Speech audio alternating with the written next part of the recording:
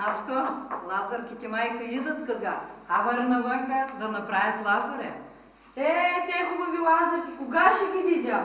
Утре, майка, утре ти като направят Лазаря, утре ще дойдат у нас, ще играят, тогава ще ги видиш. А върка да животните. Хубава, ще да ви доби така. Ялате. Добре, дойдахте. Вие всичко сте намерили за Лазаря. Лори? Виждали сте как, цяла зима е как. Много хубава, че хубава шарка. Тантелка ти ли ще направи? И аз? Много да кража баб батерата къща. Я он ден не видях, викам да носа сятят момите да я открадат. И главата носим. И главата. Хай почвайте тогава, другите къде са? Сега ще дойдат. Вие почвайте, Ние ти ще другите почнем. ще дойдат. Я направих кърпа, да водим с нея Лазаря. Бре, Тоня, та година ли изкама? Сая. Че много хубава, много хубава. Я пък донесах гердан за Лазаря. Сребърен ли е? Сребърен. От кои панаир го купихте? Много хубав. Виж, аз какъв тестемир съм искала да заболим с него Лазаря. Много хубав, И аз съм искала кърпа за Лазаря. Я нося системен и конец да съшием Лазаря. Хайде, ако сте готови, почвайте и да шиете. Много хубаво. Хайде, вие закъснявате малко. Вижте, я как системен съм искала. Много хубаво. Много хубаво. Върте нататък да видите какво са искали момите. Я вижте, каква престилка съм искала. Бре. Цяла зима съм я искала. Много хубаво. Много хубава. Дай да я турим на Лазаря. Хайде. Кой ще носи Лазаря? Ами Елизабет да сложим. Хайде. А кой ще го води? Криска! Тя, щото е бяла, житото ще е чисто и златно. Да. Рапката няма да има главни. Кой ще го опяе? Антония, тя пее хубаво, тя да го опее. Кой къде си, Вайо,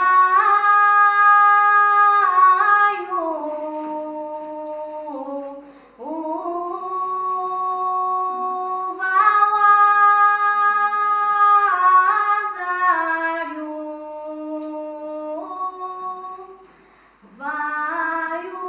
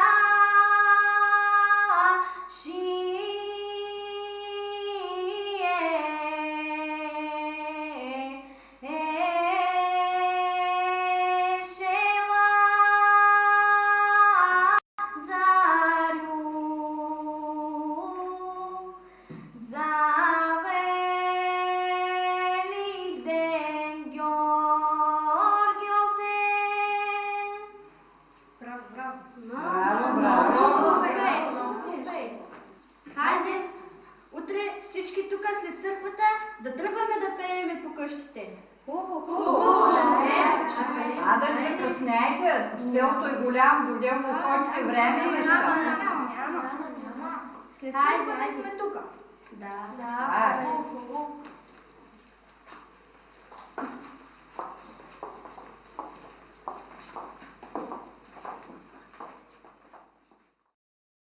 Лазаров ден започва в петък вечерта. Момичета отиват в определена къща. Подготвила са всичко, за да облекат Лазаря. Кой каквото е изтъкал, изплел през годината и го носи. Най-хубавото го слагат на Лазаря. В тази вечер, в петък вечерта, те непременно трябва да са си намерили врътки. Това са 2 кръстосани дървени летви и на него те обличат Лазаря. Изпълнява ли се този обичай в селото, така както днес ще го видят нашите зрители? Да.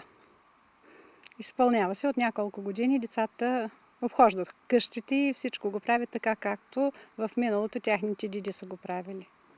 А как успяхте да съберете информацията за този обичай и да го възстановите в автентичния му вид? Ние от много години събираме материал за него. Искахме из детайли да го покажем такъв, какъвто е бил някога. Затова доста време ходихме, търсихме. С много хора се срещахме. Децата зато и го обикнаха и с такова голямо желание го изпълняват. Ще го видите. Какъв е процесът по издирването на песните, включени в обичая? Ти участваш ли в него? Да, участвам. Ние ги записваме на касетофон, и защото са по-лесно да ги научим. При кого ходите, за да ги запишете? Повече при старите хора. Интересно ли ти е при тях? Да, защото те знаят повече за носиите, за миналото. Ами село Свирачи е едно много хубаво село с богати традиции и обичаи. В миналото се е казвало Зурнозан, а зурна е един музикален инструмент и след по-късно селото се прекръства на Свирачи. Ще чуем ли в обичаи местния диалект, характерен за селото? Да, ще го чуете. Децата изцяло го присъздават такъв, какъвто някога е бил и се стремят да запазят целия диалект. Кой момент от лазарския обичай ти харесва най-много? Ами най-много ми харесва, когато обикаляме по къщите и трябва да пеем песни за момчето, за момичето. Защо? Как ви посрещат домакините? Ами домакините ни посрещат с много топли отношения. Те ни се радват, че продължаваме традициите на Свирачи. Вече облякания Лазар трябва да обходи всички къщи и хората казват, че всичко лошо вече е обрано от семействата. Лазар не се приден, Лазар беден ходи. Мамо, лазарките идват! Да, дойдат, як чуш, че пеят, от кога ги чакаме, да, дойдат. Дой, Лазаре, Лазаре, що прибърза да дойдеш, ризата мина руно, а другата наклусно. Завърти се, Лазаре, да се въртят кошари с 500 овчици и с вакли ягнета. Завърти се, Лазаре, да се роят пчелите, да се роят пчелите, да са пълни кошери. Завърти се, Лазаре, да са здрави децата, да са весели хората, да е плодна година. Да сте живи, да сте здрави, нашите пилци, все поладки да са. Тая къща има мама и момче. Хайде да им изпеем по една пясня. Хайде, хайде! Хайде първо на момчето. Коя да е, Лазарю, наша снаха, наша снаха, Лазарю, Маринчица, Маринчица.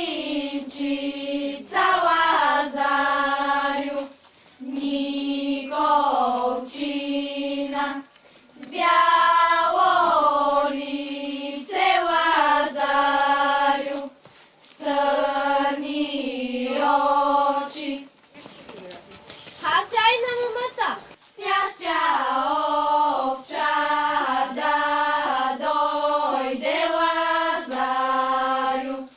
Отгоре от планината Лазарю, с пълна кошаря ягнета Лазарю. Нашата главница тук ли? Тука е, тука е. Да дойде. Да дойде да й дам дар. Давам ти една жълтица. Да ти носи здраве и късмет. Нашата главница най-хубава. И един кулак, който късне от лазарския кулак, ще бъде здрав и жив през цялата година. Ще осъзнаят всичките желания.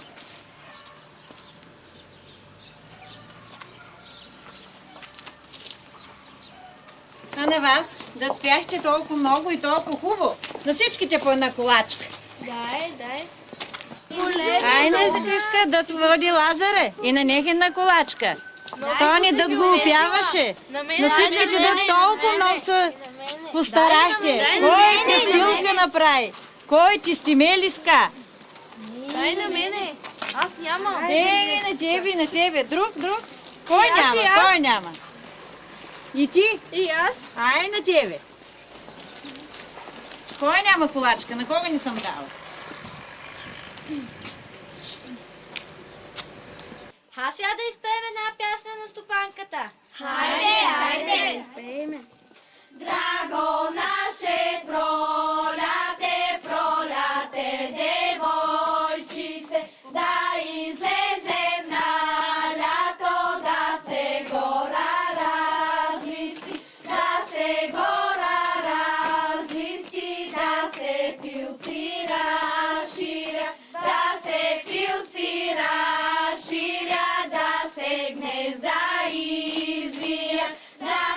гнезда извия, да се пилци изпилят. А до година пак ден дойдете.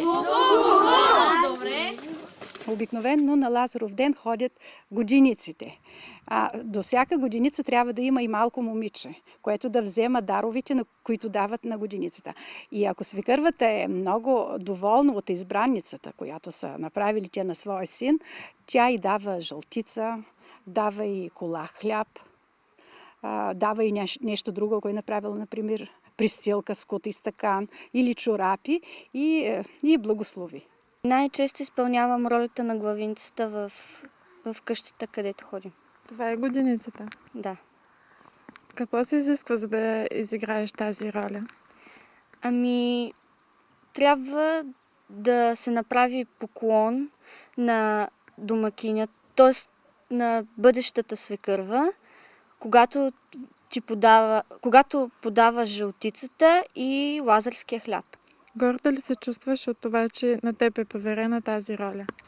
Да, чувствам се горда и благодаря, че е поверена точно такава отговорност точно на мен. За какво пеят лазарките? Лазарките пеят за момчето най-напред, за момичето, за Лазаря, пеят за стопанката. Във всяка къща си има определена песен. Те са много песните лазарските. Ние много от тях сме научили. Все пак има още много, които не сме успяли да ги вземем и да ги научим. Чакани и обичани гости ли са лазарките? Лазарките, да, много ги чакат, обичат ги. Те са много красиви. Жените в този ден са се приготвили колачки, големи хлябови колаци и така ги очакват, дават им по нещо.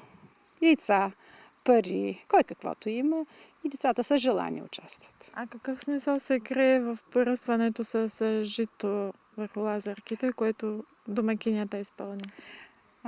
Когато влезнат в двора на стопанката, тя си е приготвила таз, бакърина паница, такава голяма, с жито, хвърли и нарича тая година да е по-богата, по-плодородна. В нашата къща само пилци да има. От твоя род ли, наследствено носия ли е това? Да, наследствено си е. Как се чувстваш облечена в нея? Добре. Много добре се чувствам и е много красива. Женската носия в свирача е много красива.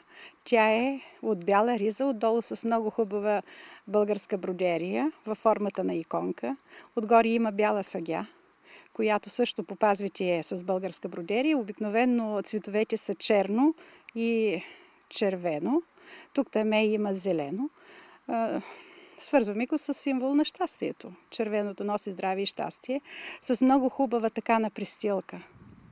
Игличения скут, му казват. Горе главата на жената е също много добре украсена. Тя е с една прекрасна чучка, с хубави хунди, които висят над ушите.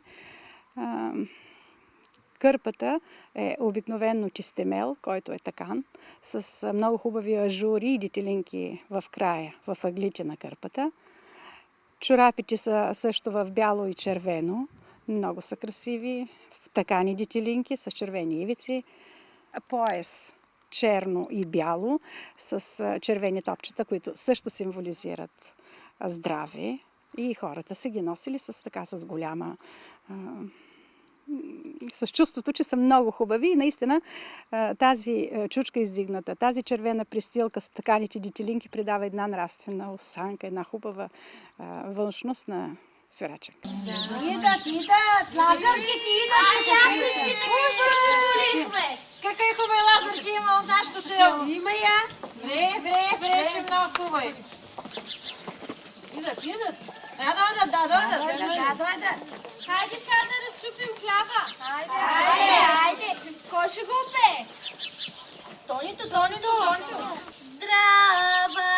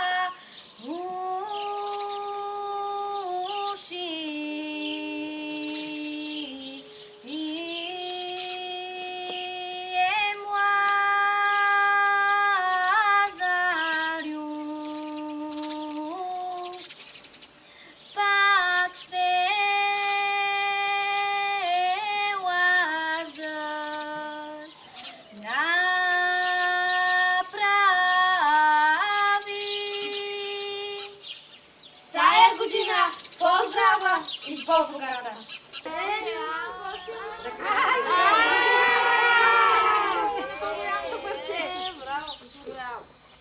Много сладък хляб. Дайте на всичките. За късна който къснеше жив и здрав през цялата година. Всичките пожелания ще се свършат. Вие да сте живи и здрави до година, пак да обикалите селото. Хайде, Господ здраве да ви дава, до година да обикалите. Хайде да играем едно хора. Хайде! На канопъл чукаше, на канопъл чукаше, оде минано дойдоха два стари стареца. Тия синани думаха, я хайде нано да орем, ори ми ори орачо. Я съм вчера орала, два съм мола одерала и два съм крижа стерала. И на пазар съм ходила, какво съм чудо видяла. Жена мъжа си продава,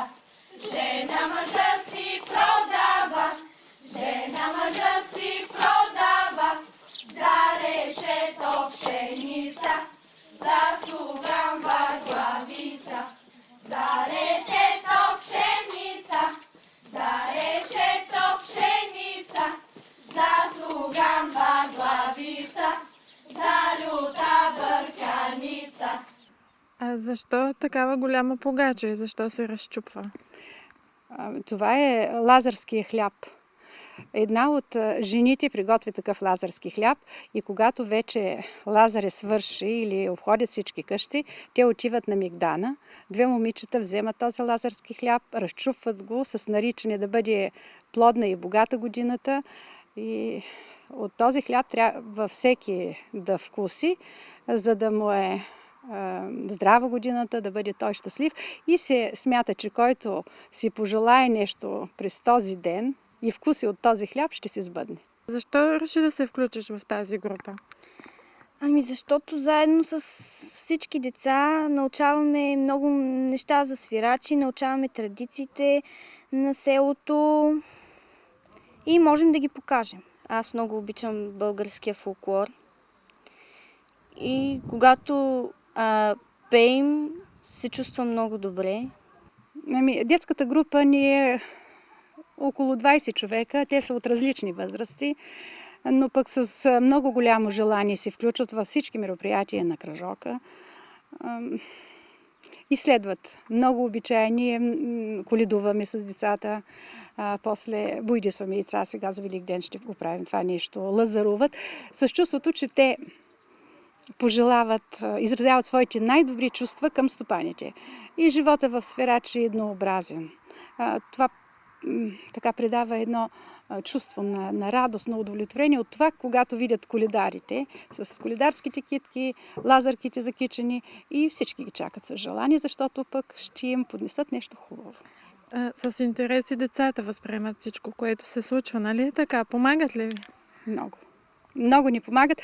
Ние, учителите, наистина някой път им поднасяме някакъв материал, но повечето материал те си го събират. Ходят по къщите, така има възрастна жена, питат, вземат. Даже сега ще видите колко много турби, кърпи, всичко са намерили от раклите на бабите си. Ние сме много старателни и много често се събираме, за да репетираме песните и обичаите, които изпълняваме.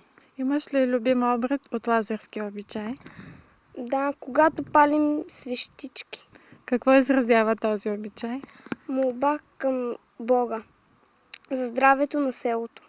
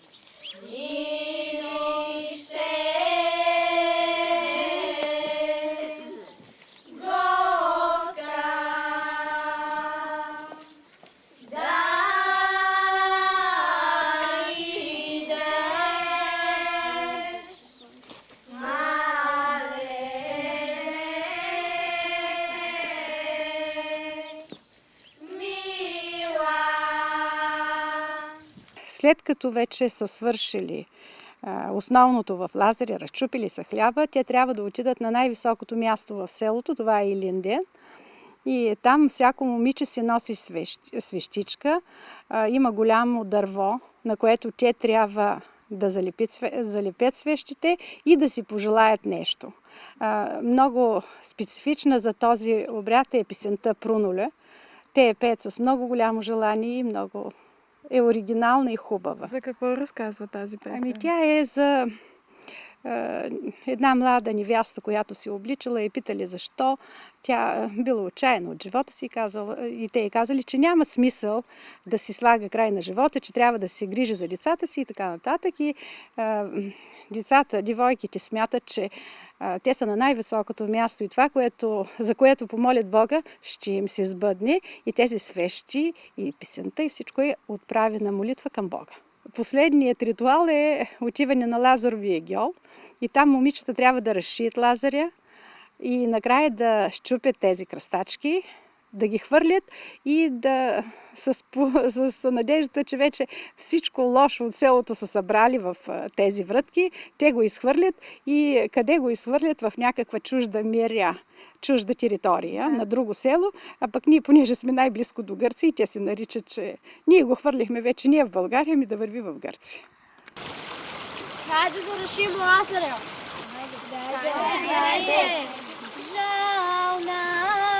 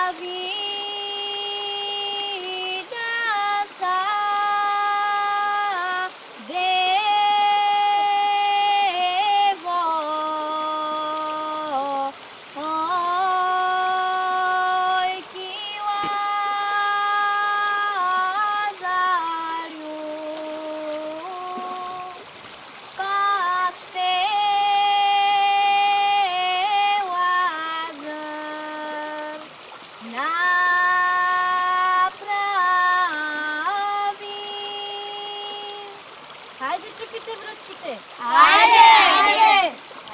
Здравка да чупи врътките! Здравка! Хайде, давай!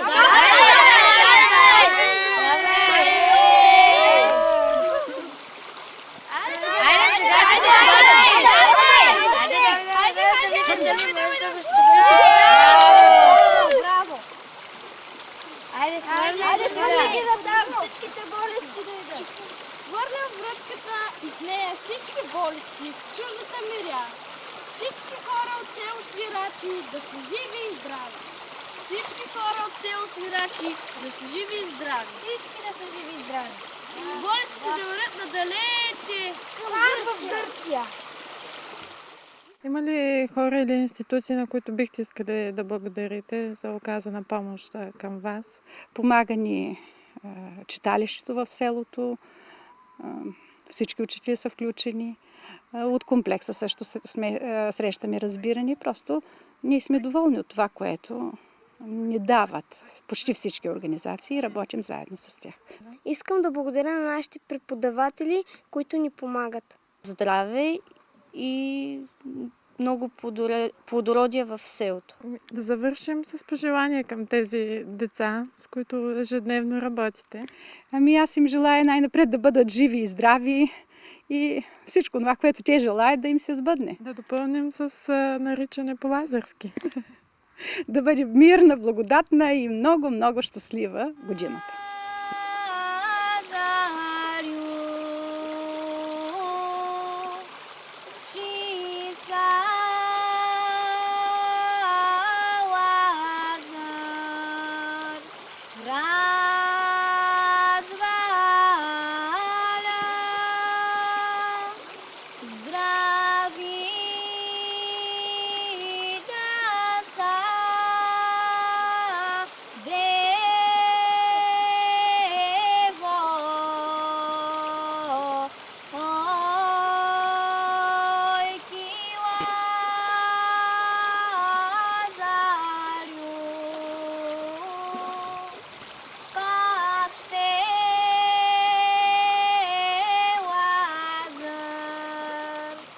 Now